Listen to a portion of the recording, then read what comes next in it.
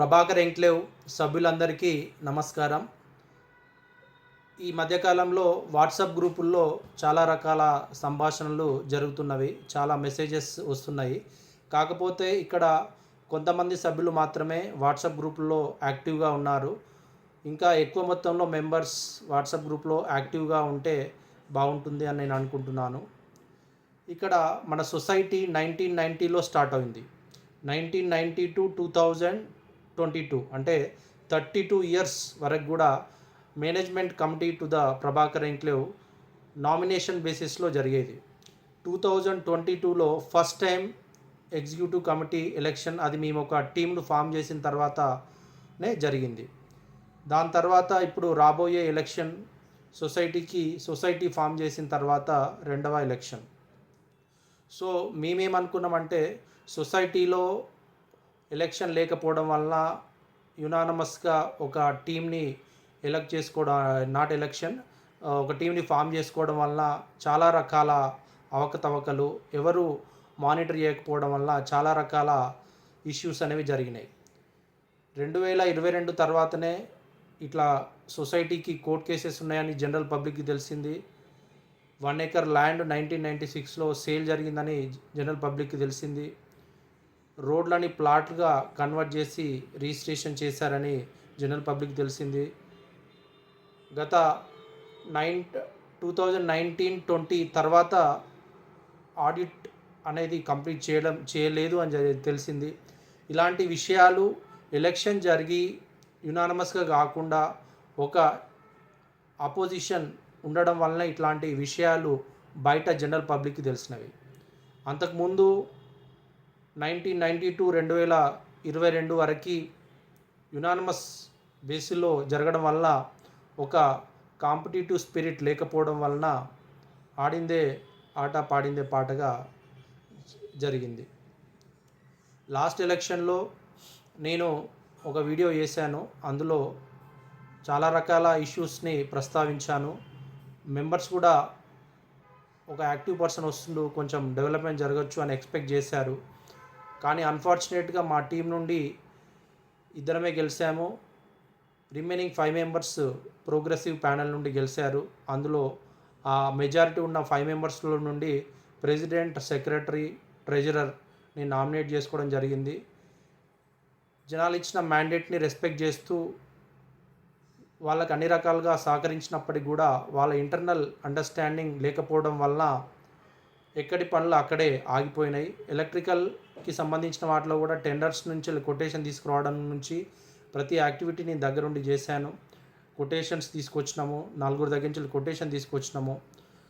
వాళ్ళకి order award చేసే టైంలో రకరకాల ఇంటర్నల్ అండర్స్టాండింగ్స్ లేకపోవడం వల్ల అది ఫైనలైజ్ కాలేదు.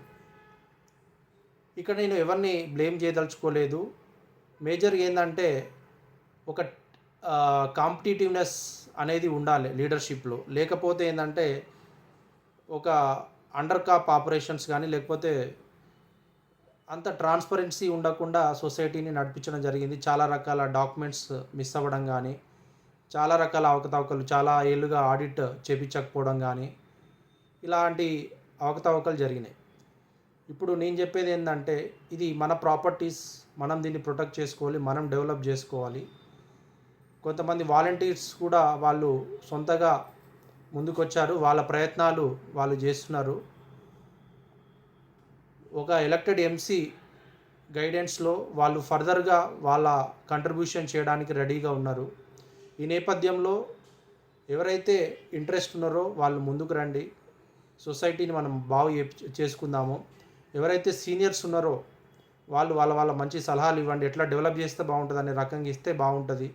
దెన్ వేరే వాళ్ళని జస్ట్ విమర్శించాలనే ఉద్దేశంతో విమర్శిస్తే బాగోదు. మీ దగ్గర ఏదైనా బ్లాక్ అండ్ వైట్ పేపర్ ఉంటే ఇవ్వండి. ఇప్పటిదాకైతే మేము రికార్డ్స్ ఏదైతే అవకతవకలు జరిగినామో అన్నీ బయట చెప్పినాము, కానీ ఎవరి మీద ఇట్లాంటి అబండాలు వేయలేదు. ఎందుకంటే అప్పుడు మేము లేము, 1996లో లేము, 1990లో బాలామణి కేసు ఉన్నప్పుడు లేము, ఈ 2005లో రోడ్స్ని ప్లాట్గా కన్వర్ట్ చేసి అమ్మినప్పుడు లేము. బట్ అవన్నీ జరిగినాయి. ఆల్రెడీ సొసైటీ పైన ఒక అవుట్ సైడర్స్ వేసిన 3 కేసులు రన్ అవుతున్నాయి. మళ్ళీ వీటన్నిటి కూడా కోర్టు కేసులు వేస్తే మన సొసైటీ ఎక్కడికి పోతుందో మనం తెలియదు. అందువల్ల వీటన్నిటినీ మనం దృష్టిలో పెట్టుకొని మంచి కెపాసిటీ క్యాలిబర్ ఉన్న టీంని ఎలెక్ట్ చేసుకుంటే బాగుంటుంది. సో అంటే అనుభవం ఉండాలి, ఫాస్ట్ డెసిషన్ మేకింగ్ ఉండాలి. ఈ land records, surveys, revenue department correspondents, municipal department correspondents, HMDA correspondents, cooperative department correspondents, ఈ ఫైల్స్ అన్నీ ప్రాపర్గా కన్సాలిడేట్ చేసుకోవాలి. వీటన్నిటిపైన అవగాహన ఉండి కంట్రిబ్యూట్ చేద్దాము అని ముందుకొచ్చే వాళ్ళని ఎలెక్ట్ చేసుకుంటే బాగుంటుంది. ఎవరికి వాళ్ళు ఏమేమి చేయగలుగుతారో చెప్పుకోనివ్వండి, డేస్ కొన్నే ఉన్నాయి కాబట్టి. ఏదేమైనా కూడా డెవలప్ అయితే అందరికీ ఉపయోగమే కదా.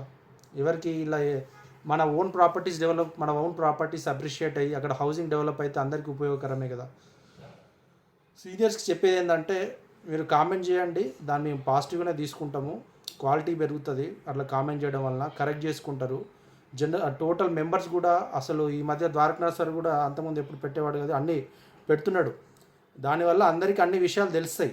అట్లాంటి ట్రాన్స్పరెన్సీ ఉన్న సిస్టమ్ కావాలని మేము ఫైట్ చేస్తున్నాం తప్ప వేరే ఏదో ఉద్దేశంతో కాదు. ఇట్లాంటి ట్రాన్స్పరెన్సీ ముందు ఉంటే ఇంకొంచెం బాగుండేదని మేము అనుకుంటున్నాము. డెఫినెట్గా నియర్ ఫ్యూచర్లో మంచి పీపుల్ వస్తే ఇంకా బెటర్గా డెవలప్ అవుతుంది. కోర్స్ వాలంటీర్ కూడా వాళ్ళ ప్రయత్నాలు వాళ్ళు చేస్తున్నారు. మనం అందరం కలిసి మన ప్రాపర్టీస్ని డెవలప్ చేసుకుంటే బాగుంటుంది అనేది నా అభిప్రాయం. Thank you.